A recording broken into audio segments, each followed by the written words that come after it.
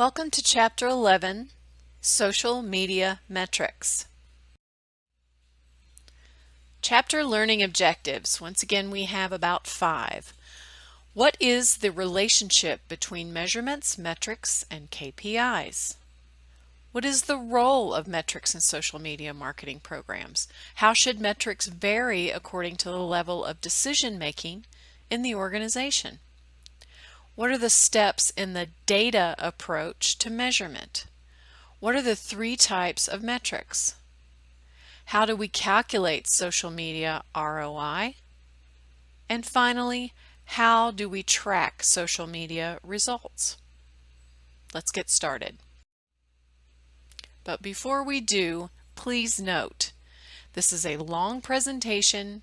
It's got more slides than usual, and it covers many concepts. Take breaks when you need to. The chapter begins with a vignette from Jim Stern's book on social media metrics. The book is very interesting and very well worth the time it takes to read it. The subtitle is How to Measure and Optimize Your Marketing Investment. I highly recommend this for your bookshelf. And in fact, I would like for you to take a moment, pause this, and read the little story on page 342 to 343. And you'll begin to get a sense of how much data is available, but how the problem becomes comparing apples to apples and not apples to oranges with regard to answering specific questions. But let me throw this out at you before we get discouraged. We don't get an actual count of the following: television watchers, radio listeners, magazine readers, billboard, bus poster, floor sticker views, airline ticket jacket readers, sandwich board signage views, etc. We can only get an estimate, right? Traffic counts can help us understand whether a billboard has the potential for X number of views, but that's just an estimate. Who knows if anybody's actually paying attention? Television watchers. Nielsen uses a few listeners to then extrapolate data and get trends and report on how many watchers are tuning in to a particular episode or a particular series. Radio listeners the same. Magazine readers, all we know is how many subscribers we have, how many newsstands we populate around the globe, and we extrapolate from there. So never fear, this is nothing different. It's just we have all this data, but we can't necessarily draw direct conclusions. We're still estimating, if you will. Meaningful measurement. Counting things is extremely easy in social media land. Everything can be counted in digital and social. YouTube video views, channel subscription, Instagram likes, retweets, posts from a brand, comments from the consumer. All of these things can be counted. But many times social marketing teams fail to articulate metrics, meaning the numbers, that link to business success. And let me give you a clue, more followers on Twitter does not equate to a successful Twitter campaign. The numbers, again, just don't add up. So if you're concentrating only and reporting only on your Twitter count rather than how many posts you're making, how many people are engaging with said posts, and relating those back to something that is important to the business, you're doing it wrong. Even today, social media can be what we call an add-on, not fully integrated into the communications or business model, what we call not baked in. These are problems across industries, small companies and big ones. Take a look at figure 11.1 on 345. Every manager's goal should be to move away from fuzzy measurement and towards quantifiable metrics. That way a manager can understand what's working and what's not, and more importantly, revise the approach. We can basically get real-time feedback on our campaigns, whereas in campaigns of old, 10 years ago, 15 years ago, we had to wait. We had to wait until follow-up surveys were conducted. We had to wait until sales reports came in. All of these things are no longer valid because we don't have to wait anymore. We can look at social media and get basically real-time feedback.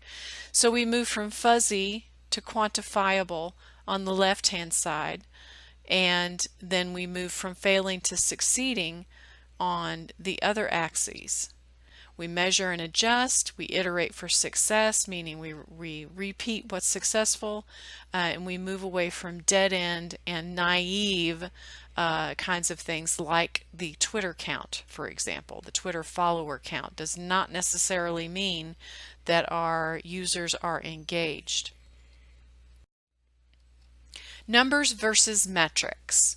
So 4,231 is a measurement, right? It's a number. Without context, it is merely a number. What is it?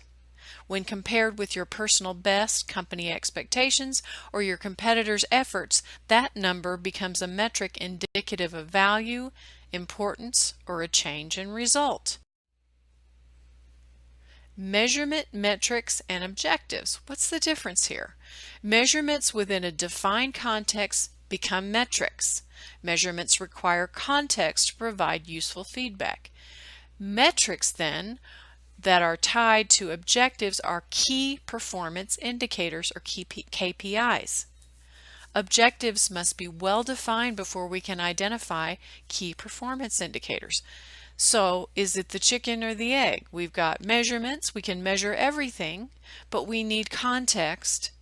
And then for this to be useful whatsoever, we have got to have well-defined objectives. Let's take a closer look.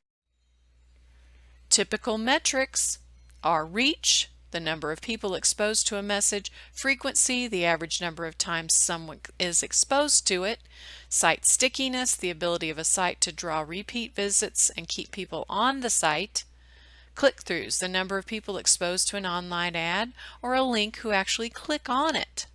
Sales conversions are the number of people who click through who go on to purchase a product. On table 11.1, you get a flavor of the types of social media metrics that marketers typically will measure and report.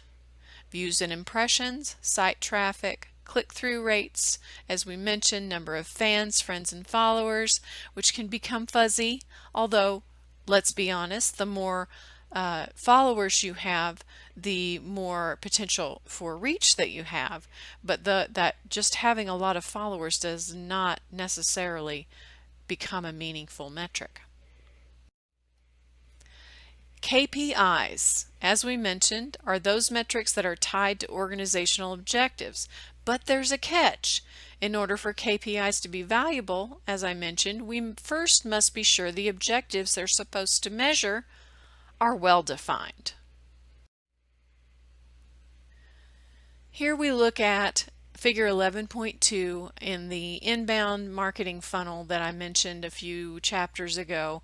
We move from awareness down to advocacy, being those super fans, if you will, and tracking the social media marketing sales funnel can this can give you some ideas for your own SMMP and defining KPIs, reach and views, word of mouth mentions, cost per click can be some KPIs in the awareness, the top of the funnel. Then as we move down, we've got applause metrics in terms of preference, the likes and the favorites and the hearts, the engagement metrics, the sharing and the interaction, the lead generation metrics, and so forth and so on. And so this graphic can give you an idea of kinds of KPIs you might want to include in your own SMMP. The data approach. is an acronym. We define, assess, track, and adjust. We define the results that the program is designed to promote. We assess the costs of the program and the potential value of the results. We track the actual results and link those results to the program. And then we adjust the program based on results to optimize future outcomes. Again, that real-time feedback. The adjustment part is the critical. So step 1, define objectives. Motivating some behavior from the target audience, influencing brand knowledge and attitudes, accomplishing the first 2 objectives with fewer resources than might be required with other objectives. These are all benefits of the D, define the objectives, in this approach. So defining the objectives, we use another acronym, SMART. Specific, measurable, appropriate, realistic, and time-oriented. As I mentioned a few chapters ago, there is, if you Google this and work in industry, there sometimes is some different definitions. Specific is usually, the S is usually specific, measurable is usually the M, appropriate and realistic sometimes can be articulated as other types of things. This is the one I think that approaches perfection. Appropriate meaning tied to business objectives, realistic meaning it fits within the current brand culture, and that's important. That's why I had you address the brand's current positioning statement. And then time-oriented, we want to make sure that we are specifically defining the time frame. Figure 11.4 then shows the social media ROI pyramid.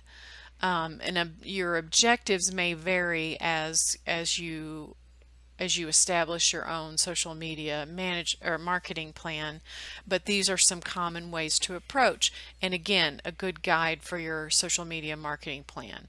Your business, if you are trying to achieve those top level business objectives, your KPIs might be revenue and cost efficiencies. If you're simply focusing on marketing, you might focus on reach, share of voice, market insights, etc. If you are just simply concentrating on social media, you might just be trying to spread awareness, and that would be impressions, consumption, applause, amplification, etc. 11.3 gives you some examples of SMART objectives, and these are good reference points in creating your own SMART objectives. Table 11.4 includes common social media metrics that you might want to consider.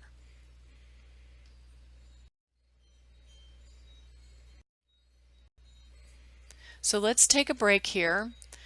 Faced with rising competition and a challenging retail landscape, Nike is finding bold new ways to cultivate its most obsessive fans. Sneakerheads, who knew there was such a thing. Locate the Nike practice activity in Blackboard. How many metrics can you identify? Come on back when you're done. Now let's look at the 3 primary types of social media metrics. Activity metrics measures the organization's social media marketing efforts themselves. Number 2 are interaction metrics, measures the target market engagement with social media marketing. And then finally, return metrics measure the outcomes achieved from social media activities and engagement. Table 11.5 will be very useful in terms of categorizing the different types of activity, interaction, and other matrix as you move through your social media management plan. Return metrics of social media.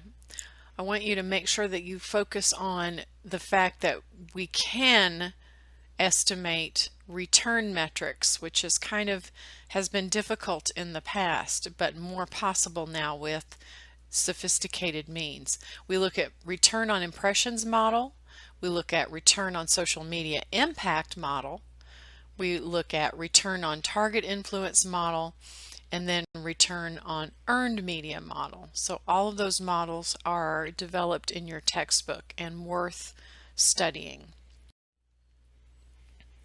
The second step in the data approach is assess. Assess the value generated from social media marketing activities, interaction, and returns. Relate the assessment to the social media ROI pyramid, that's figure 11.4 on page 350 that we just looked at.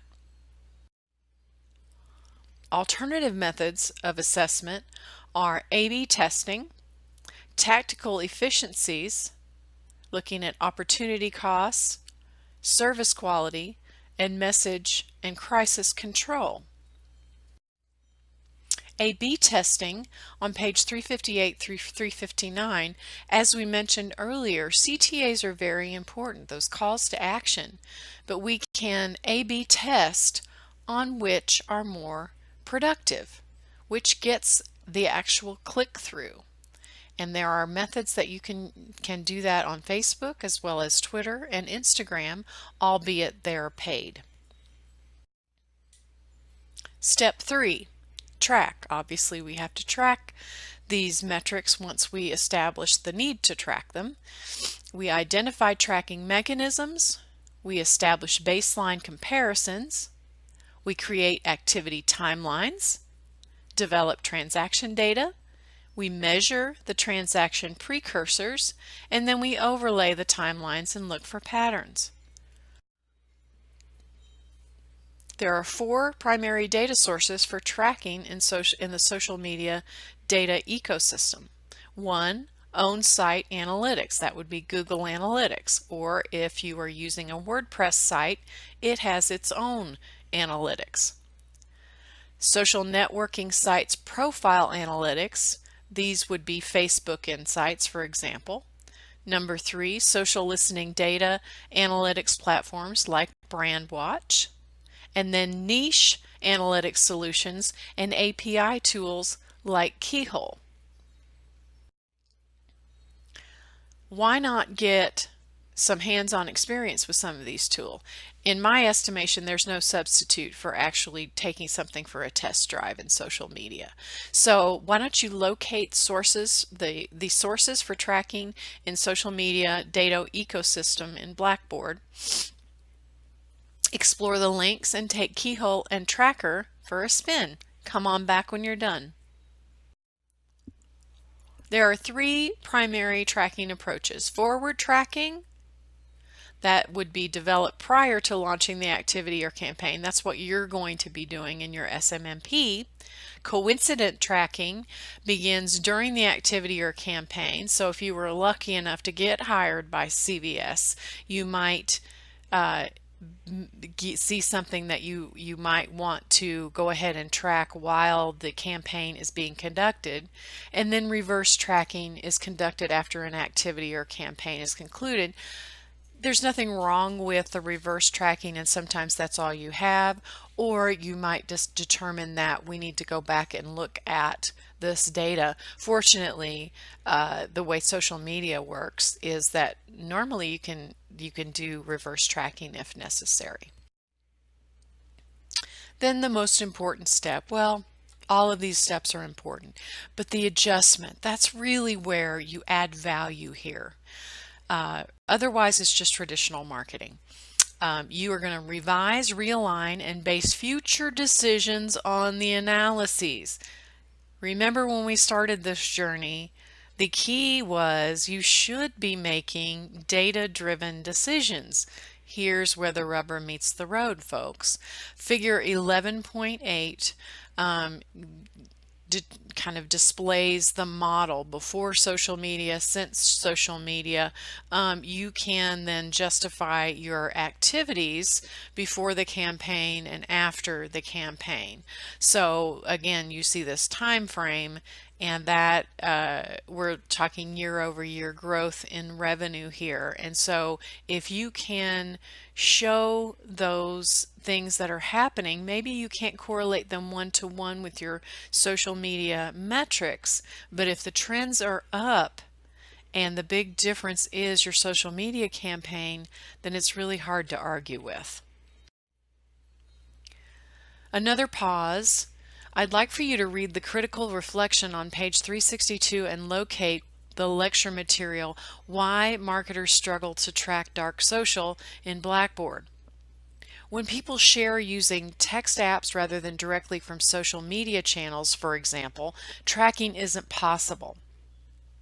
And I want you to ask yourself the question, what are the challenges social media management teams, social media marketing teams face in compensating for these missing or misclassified metrics? Come on back when you're done. And this is another example of a social media performance dashboard. This particular dashboard comes from Clipfolio, which I did not give you as an example. There are a million examples in the ecosystem, but it does give you an overview. It shows you, again, we're combining channels here. We're looking at Facebook, Twitter, and Instagram, trying to make sense of it all, trying to use this for social intelligence rather than just for that listening part.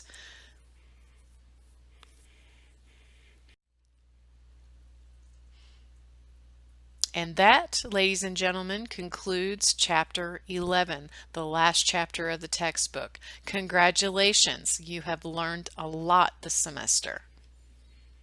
Thanks for listening.